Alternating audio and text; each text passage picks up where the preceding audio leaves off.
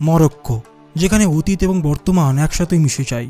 এটি এক রহস্যময় দেশ, যা ঐতিহ্য, সংস্কৃতি এবং প্রকৃতির অসাধারণ মিশ্রণ। আজকে আমরা জানব মরক্কোর কিছু অজানা দিক, যা হয়তো আগে কখনো শোনা হয়নি। তো বন্ধুরা, অবশ্যই ভিডিওটি শেষ পর্যন্ত দেখুন। আর চ্যানেলে যদি নতুন হয়ে থাকেন তাহলে অবশ্যই চ্যানেলটিকে সাবস্ক্রাইব করে বেল আইকন প্রেস করে দিন। তো চলুন শুরু করা যাক। সাহারা মরুভূমির কথা শুনলেই মাথায় আসে ধু ধু বালুকা প্রান্তর। কিন্তু এই মরুভূমি শুধুমাত্র বালির নয়, এটি হাজার বছরের ইতিহাসের সাক্ষী। সাহারার বালির নিচে লুকিয়ে আছে প্রাচীন নদী এবং হ্রদের চিহ্ন। বিজ্ঞানীরা বলেছেন একসময় এই মরুভূমি ছিল সবুজে ঘেরা, যেখানে ছিল বিশাল সব গাছপালা। মরুভূমির এই বিশালতার মধ্যে বাস করেন বেদুইন গোত্রের মানুষ। তাদের জীবনযাত্রা এবং সংস্কৃতি একেবারে অন্যরকম। তারা প্রতিদিন প্রচণ্ড গরম এবং কঠিন পরিবেশের সাথে লড়াই করে বেঁচে থাকে। তাদের অতিথি পরায়ণতা এবং জীবনযাত্রার ধরন দেখে আপনি মুগ্ধ না হয়ে পারবেন না। সাহারা মরুভূমির ঠিক বিপরীতেই আছে মরক্কোর উচ্চতম শৃঙ্গ, যার নাম টুবকাল পর্বত। এটি অ্যাটলাস পর্বতমালার একটি অংশ, যা প্রকৃতির সৌন্দর্যে ভরপুর। যারা পাহাড়ে ভ্রমণ ভালোবাসেন তাদের জন্য এটি একটি স্বর্গরাজ্য। টুবকাল শৃঙ্গে ওঠার পথে আপনি পাবেন চমৎকার সব দৃশ্য এবং ছোট ছোট গ্রাম, যেখানে স্থানীয় মানুষেরা নিজেদের ঐতিহ্য ধরে রেখেছেন। টুবকাল পর্বত শুধু উচ্চতার জন্য বিখ্যাত নয়, এটি এক রহস্যময় স্থান। স্থানীয় মানুষের বিশ্বাস এই পর্বতের চূড়ায় লুকিয়ে আছে প্রাচীন এক ধন। অনেকেই বলেছেন সেখানে রাতে আলোকপাত ঘটে, যা এক ধরনের অলৌকিক ঘটনার ইঙ্গিত দেয়। মরক্কোর অন্যতম প্রাচীন শহর হল ফেজ। এই শহরের অলিগলি, প্রাচীন মসজিদ এবং মাদ্রাসাগুলিতে লুকিয়ে আছে ইতিহাসের ছোঁয়া। ফেজের বিখ্যাত চামড়ার ট্যানারি, যেখানে হাজার বছর ধরে একইভাবে চামড়ার প্রক্রিয়া করা হচ্ছে। এটি একটি বিরল দৃশ্য।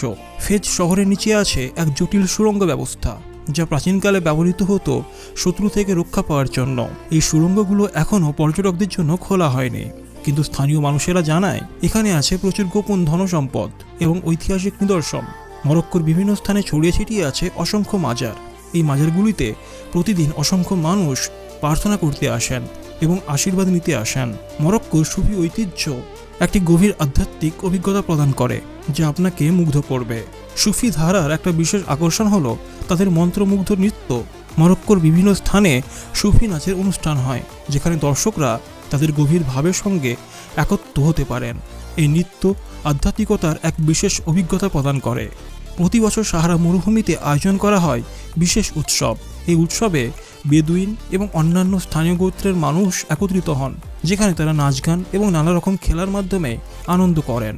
সাহারা উৎসবের সময় মরুভূমি জীবন্ত হয়ে ওঠে, যেখানে স্থানীয় সংস্কৃতি এবং ঐতিহ্যের প্রদর্শনী হয়। সাহারা উৎসবের সময় রাত্রির আকাশ এক বিশেষ দৃশ্য প্রদান করে। হাজার হাজার তারার আলোয় আলোকিত হয় মরুভূমি। এই দৃশ্য একেবারে মন্ত্রমুগ্ধকর, যেখানে মনে হয় আপনি এক অন্য জগতে রয়েছেন। মরক্কো স্থাপত্য শিল্প এক বিশেষ আকর্ষণ। এখানকার বিভিন্ন মসজিদ, প্রাসাদ এবং কাসবা স্থাপত্যকলা এবং কারুশিল্পের এক অসাধারণ সংমিশ্রণ। প্রতিটি স্থাপত্যকর্মে লুকিয়ে আছে ইতিহাস এবং সংস্কৃতির গল্প। কাসাব্লাস্কার হাসান মসজিদ পৃথিবীর তৃতীয় বৃহত্তম মসজিদ। এটি আটলান্টিক মহাসাগরের তীরে অবস্থিত এবং এর মিনার পৃথিবীর সর্বোচ্চ। এই মসজিদটি আধুনিক স্থাপত্য শিল্পের এক অসাধারণ উদাহরণ। যখন রাত নামে সাহারা মরুভূমিতে, তখন আকাশে ছড়িয়ে পড়ে অসংখ্য তারার ঝিলিক। এই দৃশ্য একেবারে মন্ত্রমুগ্ধকর। নিস্তব্ধ রাতের আকাশে শুধুমাত্র বালুর উপর দিয়ে বইছে ঠান্ডা হাওয়া, আর আপনি তাকিয়ে আছেন অসীম মহাকাশের দিকে। মরক্কোর খাবারও তার ইতিহাস এবং সংস্কৃতির মতোই সমৃদ্ধ। এখানকার প্রাচীন রন্ধনশৈলী এখনও স্থানীয়দের মাঝে জনপ্রিয়। তাজিন, কুসকুস এবং হারিরার মতো খাবার মরক্কোর প্রতিটি ঘরে প্রতিদিন তৈরি হয়। তাজিন একটি বিশেষ ধরনের পাত্রে তৈরি হয়, যা তার স্বাদ এবং গন্ধকে বিশেষ করে তোলে। এটি সাধারণত মাংস, সবজি এবং বিভিন্ন মশলার মিশ্রণে তৈরি হয়। তাজিনের পাত্রের ঢাকনা বিশেষ ধরনের হওয়ায় খাবারটি ধীরে ধীরে রান্না হয় এবং তার আসল স্বাদ বজায় থাকে। মরক্কোর কার্পেট শিল্প বিশ্ববিখ্যাত। এখানকার কার্পেটগুলো হাতে তৈরি হয় এবং প্রতিটি কার্পেটে স্থানীয় সংস্কৃতি এবং ঐতিহ্যের ছাপ থাকে। এই কার্পেটগুলো তৈরি করতে মাসের পর মাস সময় লাগে এবং প্রতিটি কার্পেট একটি শিল্পকর্ম। বেদুইন কার্পেটগুলি বিশেষ ধরনের নকশা এবং রঙের জন্য বিখ্যাত। প্রতিটি কার্পেটে একটা গল্প বলা হয়, যা তাদের জীবনের বিভিন্ন দিক তুলে ধরে। এই কার্পেটগুলো বেদুইনদের জীবনের একটি অবিচ্ছেদ অংশ। মরক্কো শুধু তার সংস্কৃতি এবং ইতিহাসের জন্য বিখ্যাত নয়, এই প্রাকৃতিক দৃশ্য অসাধারণ। আটলান্টিক মহাসাগরের তীর থেকে শুরু করে আল্পস পর্বতমালা, মরক্কোতে আছে নানা ধরনের প্রাকৃতিক দৃশ্য। আগাদিরের সৈকতগুলি বিশ্বের সুন্দরতম সৈকতগুলির মধ্যে একটি। এখানকার সাদা বালির সৈকত এবং নীল জলরাশি পর্যটকদের মুগ্ধ করে। আগাদিরে সূর্যোদয় এবং সূর্যাস্তের সময় সৈকত একটা মন্ত্রমুগ্ধকর দৃশ্য প্রদান করে। মরক্কোর সঙ্গীতও তার সাংস্কৃতিক একটি গুরুত্বপূর্ণ অংশ। এখানকার সঙ্গীতে আছে নানা ধরনের রীতিনীতি এবং বাদ্যযন্ত্র। মরক্কোর গানোয়া সঙ্গীত বিশেষভাবে উল্লেখযোগ্য, যা তার গভীর ভাব এবং তালের জন্য পরিচিত। গনোয়া সঙ্গীত মূলত আফ্রিকান দাসদের দ্বারা আনা হয়েছিল। এই সঙ্গীতটি আধ্যাত্মিক এবং চিকিৎসার উদ্দেশ্যে ব্যবহার করা হতো। বর্তমানে এটি মরক্কোর সংস্কৃতির একটা গুরুত্বপূর্ণ অংশ হয়ে উঠেছে এবং প্রতি বছর এখানে গানোয়া সঙ্গীত উৎসব অনুষ্ঠিত হয়। মরক্কোর ঐতিহ্যবাহী পোশাকও বিশেষ আকর্ষণীয়। এখানকার পোশাকে স্থানীয় রীতিনীতি এবং সংস্কৃতির ছাপ স্পষ্টভাবে দেখা যায়। মরক্কোর প্রতিটি শহরে আছে একটি করে সুক, যা স্থানীয় বাজার হিসেবে পরিচিত। এই বাজারগুলোতে আপনি পাবেন নানা রকমের জিনিস যা আপনাকে মুগ্ধ করবে।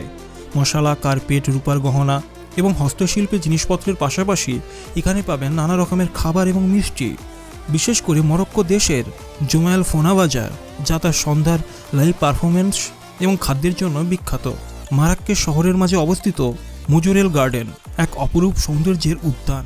এই বাগানটি বিখ্যাত ফরাসি চিত্রশিল্প জ্যাক মাজোরেলের সৃষ্টি।